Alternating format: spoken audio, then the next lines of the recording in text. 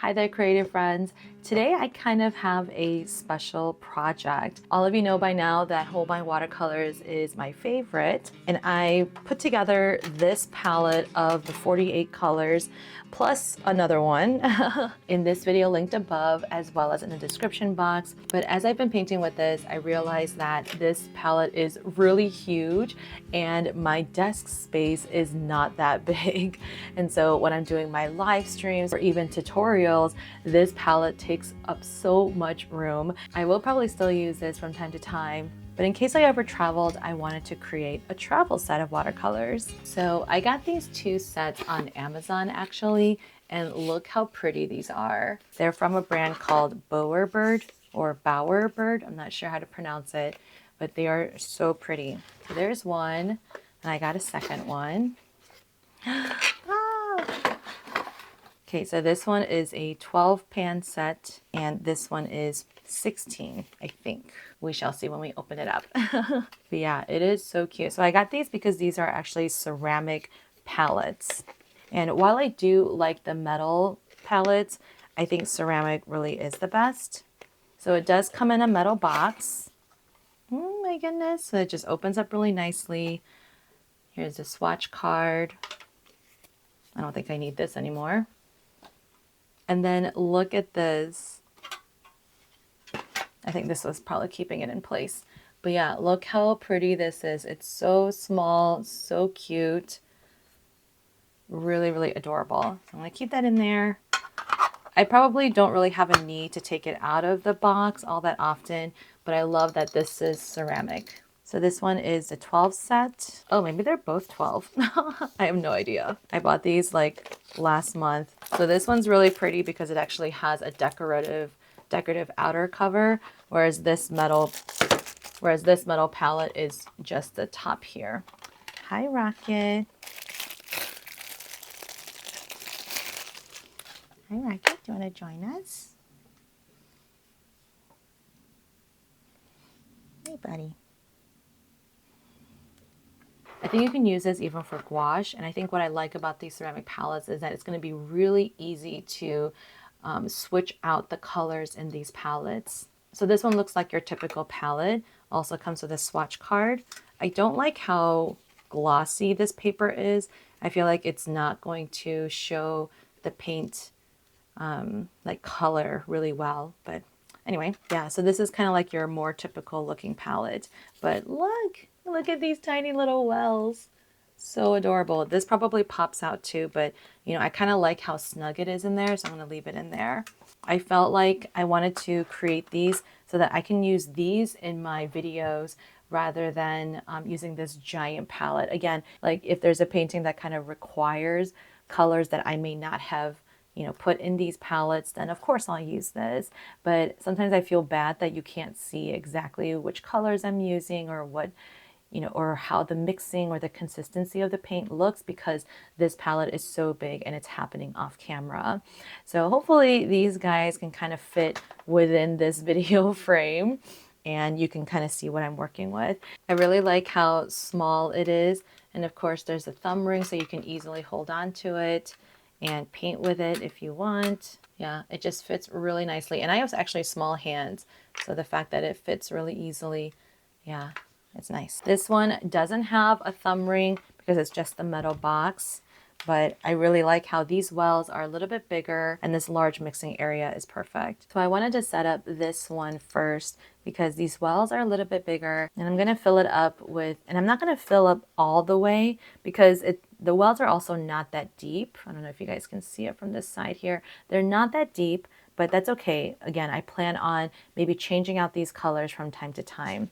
This will be more, since these are like even tinier wells, I'll be able to fit more colors, but this will be like definitely like when I'm on the go and I'll just, quickly squeeze them out and then take it with me. So I'm just going to leave this as is. Maybe I'll set this up another day, but for now, let's set up this one. As you can see in this palette, there are definitely a handful of colors that I have used all the time. If you look through my tutorials, you'll see which colors I'm talking about. I also brought my mixing diary so that we can see what the colors look like on the paper. So before I squeeze them in, I want to plan out my colors first, just in case I have more than 12 favorites and I have to be choosy. So I usually like to have 2 of every primary color. So if I look at some of these bright ones here, I have Permanent Alizarin Crimson, Carmine, and then even the quinacridone magenta down here. So those are kind of like my more coolish reds. So let's see which ones I've used a lot more. So on this side are more of my cool colors. This side is more of my warmish colors. So I think the W011 I've used a lot more. So that's the Carmine. The 009 I have used, but I think I've used the Carmine a little bit more. So let's grab that one. There's one. For the warm reds, maybe the 19 or the 22 or the 27. So let's see, 19, 20. Oh, I think the 27 is on this side actually. Yeah, because this one's kind of like, it can go either way. Between the 19 and the 22, I think I've used the 22 a little bit more.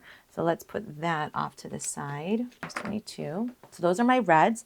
Let's get into the yellows. I definitely use lemon yellow a lot. I mean, you can definitely see how much I've used of that. So let's put the lemon yellow aside. So that's my cool yellow. In terms of my warm yellow, I mean, I really like all of these. I haven't used the Naples yellow as much, but I usually gravitate towards either the Gamboge, Nova, or the Permanent Yellow Light. So let's see. This is 36 and 48. Yeah, so between these two, oh man, it's hard. I think I might put the Permanent Yellow Light just because this is pretty close to like earthy colors. So there's my warm yellow.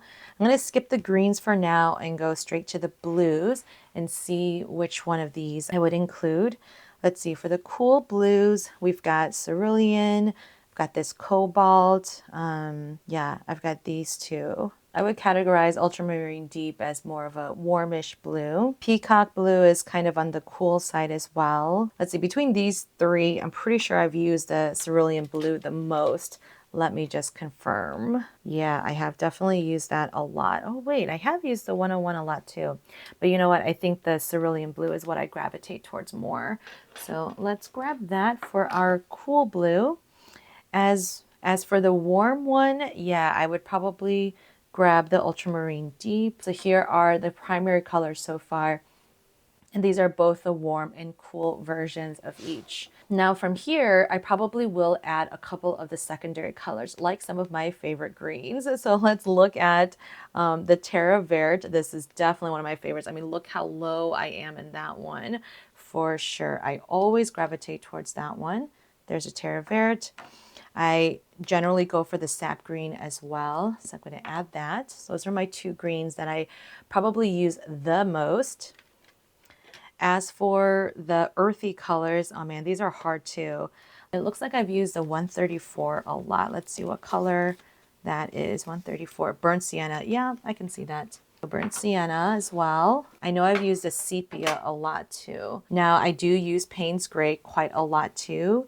I usually go for the Payne's Gray more than black. So now I have room for one more color because these are some of the secondary colors I am adding. So I'm pretty tempted to add either the purple, one of the pinks here. And I think because like mixing one of these, you know, one of these pinks, either this one or the opera, with any of these primary colors, especially the cerulean blue, is going to create really bright purples. So instead of grabbing the purple, I should probably include one of these pinks instead. So as I'm saying it out loud, yes, I'm convincing myself. So let's see. Out of the pinks, which one have I used the most? Let's see, I think the 170, the bright rose, I've used a lot. I've used it in my latest collection of bows and bow ties. I have used this a lot, but I've also used this nice pastel brilliant pink a lot too. So hard. Okay, but I'll probably go with the lighter one just because this will create, yeah, just beautiful mixtures. So 1, 2, 3, 4, 5, 6. 1, 2, 3, 4, 5, 6. Those are my 12 colors. So let's put this away. All right, so like I said, I'm gonna leave this palette in there because it was kind of hard to get out since this little styrofoam piece is in there. I'm gonna leave that in there and just start squeezing. So I'm gonna do it in a way so that all my primary colors are like right at the top. and then the secondary colors will be down here. And that way, like, I'm not hunting around, you know, for the colors. What's crazy is that when I first set up this palette, like, look how little I've used. Like, I'm trying to squeeze it so you can just see I still have like maybe like 60 to 70% of the paint still left in the tube. And these are the smaller tubes. These are 5 milliliter tubes. So I'm going to be able to fill a half pan as well as another small pan here. So here's the carmine red. And again, I'm only going to squeeze a little bit at a time because I don't want to fill all the way to the top. The paint level will decrease a little bit over time as the water kind of evaporates from there. This is Scarlet Lake.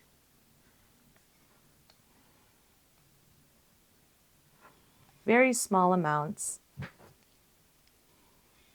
Oh, lemon yellow, seriously, one of my favorite colors.